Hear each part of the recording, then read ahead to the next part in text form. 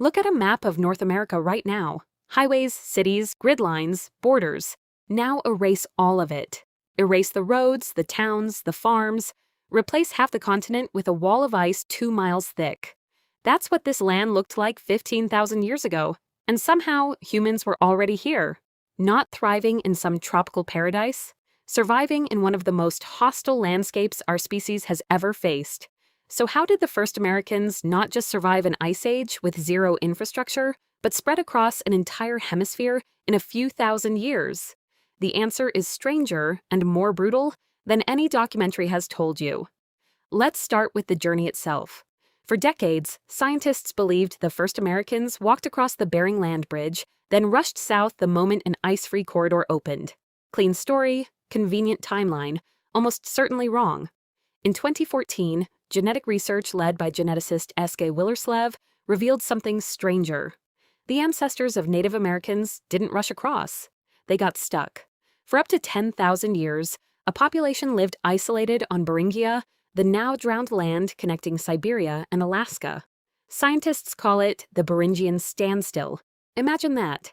10,000 years, trapped between two continents, in a landscape of grass and permafrost, waiting for a door that hadn't opened yet.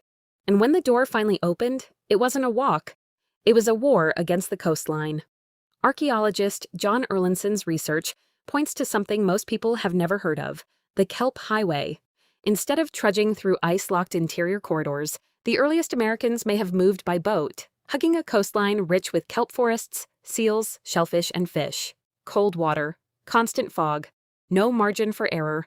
One capsized boat, one broken hull, and an entire family line ends in the Pacific. Here's where it gets extraordinary. At White Sands, New Mexico, researchers led by Matthew Bennett found something that rewrote the entire timeline. Fossilized human footprints, dated to 21,000 to 23,000 years ago, older than the supposed ice-free corridor even existed. Small footprints, a child's walking beside an adult's, preserved in ancient lake mud for over 20,000 years. That means humans weren't just surviving the Ice Age in America. They were already here before the ice had even finished its worst. What were they eating? Everything most modern humans would never dare touch. At Monteverde in Chile, archaeologist Tom Dillahay uncovered evidence dating back over 14,000 years. Seaweed, wild potatoes, mastodon meat, and medicinal plants, all preserved by a waterlogged bog that sealed out oxygen and time itself. This wasn't opportunistic scavenging. This was a planned, varied diet engineered around what a freezing coastline could provide in every season. And then there was the megafauna. Picture a mammoth. Now picture hunting one with a stone-tipped spear and no metal, no gunpowder, nothing but nerve. At Clovis sites across the American Southwest, archaeologists have found fluted stone points so precisely crafted they could pierce mammoth hide, then snap cleanly at the base, allowing the point to be replaced mid-hunt without losing the weapon. This wasn't luck. This was engineering under pressure, refined across generations of trial, injury, and death. Why does none of this show up in the popular story? Because the popular story wants heroes with easy answers. The real story is colder, sharper. It's a story of people who survived not through comfort, but through obsessive precision. Every tool mattered, every calorie mattered. Every decision could be the last one a person ever made. Shelter was just as calculated. At Cooper's Ferry in Idaho, archaeologist Lauren Davis uncovered hearths and pit house structures dating back nearly 16,000 years, among the oldest confirmed dwellings in the Americas. Semi-subterranean, dug into the earth, using the ground itself as insulation against wind that could drop body temperature in minutes. The same principle used across Ice Age Eurasia, discovered independently, thousands of miles away, by people solving the exact same problem with whatever the land gave them. At Paisley Caves in Oregon, archaeologist Dennis Jenkins found something almost unbearably human.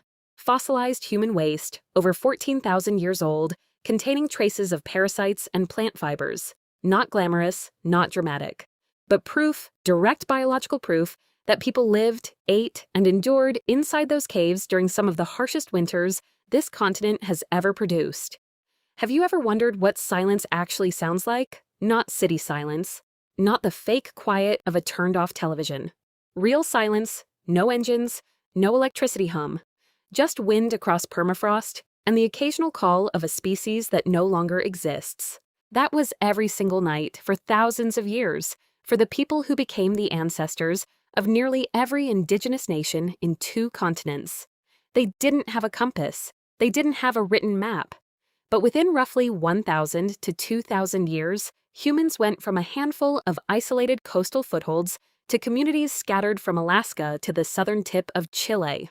That is one of the fastest human migrations across the most physically diverse terrain on Earth, achieved entirely on foot, by boat, and by memory, passed from one generation to the next. Every single person alive, descended from indigenous peoples of the Americas, carries the genetic signature of that impossible bottleneck. 10,000 years stranded on a vanished landscape called Beringia. A handful of survivors who happened to make it through drowned coastlines, mammoth hunts, and winters with no thermostat, no walls, no certainty they'd see spring. So, the next time you drive across this continent in a few hours, on a highway in a heated car, remember what that same ground once demanded. It didn't just require strength. It required a level of precision, patience, and courage that we, with all our modern comfort, have almost entirely forgotten how to imagine. You're not looking at empty land when you look out that window. You're looking at the end result of the hardest journey your species has ever completed.